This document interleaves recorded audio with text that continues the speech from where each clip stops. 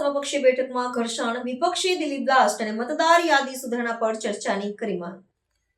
સંસદનું શિયાળુ સત્ર શરૂ થાય તે પૂર્વે રવિવારે નવી દિલ્હી ખાતે કેન્દ્ર સરકાર દ્વારા એક મહત્વપૂર્ણ સર્વપક્ષીય બેઠકનું આયોજન કરવામાં આવ્યું હતું.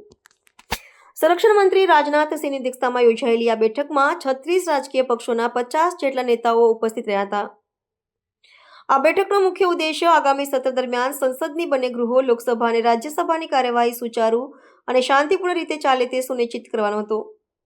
સંસદીય બાબતોના મંત્રી કિરણ રિજિજુએ તમામ પક્ષોને સહકાર આપવા અપીલ કરી હતી અને સરકાર દરેક વિષય પર ચર્ચા કરવા તૈયાર હોવાની ખાતરી આપી હતી.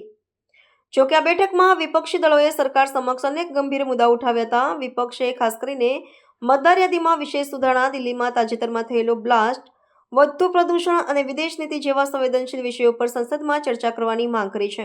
આમ આદમી પાર્ટીના નેતા સંજય સિંહે બેઠકમાંથી વોકઆઉટ કરતા આરોપ લગાવ્યો હતો કે તેમની પોતાની વાત રજૂ કરવાની તક આપવામાં આવી ન હતી. બીજી તરફ સરકારે આ સત્ર દરમિયાન 13 જેટલા મહત્વના બિલો રજૂ કરવાની અને તેને પાસ કરાવવાની પોતાની પ્રાથમિકતા સ્પષ્ટ કરી છે, જેમાં એટોમેટિક એનર્જી બિલ અને હાયર એજ્યુકેશન કમિશન બિલનો સમાવેશ થાય છે. આગામી 1 ડિસેમ્બરથી 19 ડિસેમ્બર સુધી ચાલનારા આ ટૂંકા ગાળાના શિયાળુ સત્રમાં કુલ 15 બેઠકો યોજાશે. વિપક્ષ દ્વારા ઉઠાવવામાં આવેલા આકરા તેવર અને સરકારની કાયદાકીય એજન્ડાને જોતા સત્ર તોફાની બની રહેવાની પૂરી શક્યતા છે. કોંગ્રેસ સહિતના વિપક્ષી દળોએ સ્પષ્ટ સંકેત આપ્યો છે કે જો તેમની માંગણીઓ સંતોષવામાં નહીં આવે તો તેઓ ગૃહમાં વિરોધ પ્રદર્શન કરશે, જ્યારે સરકારે પણ રચનાત્મક ચર્ચા માટે તૈયારી દર્શાવી છે.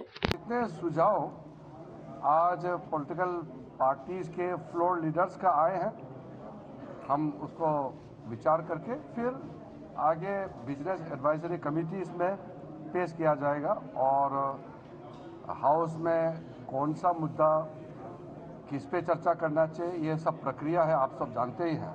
मीटिंग में 36 political parties and 50 leaders participated. मैं सरकार की तरफ से आश्वासन देता हूं कि winter session of the parliament अच्छी तरह से चलाने के लिए हम इस तरीके से विपक्ष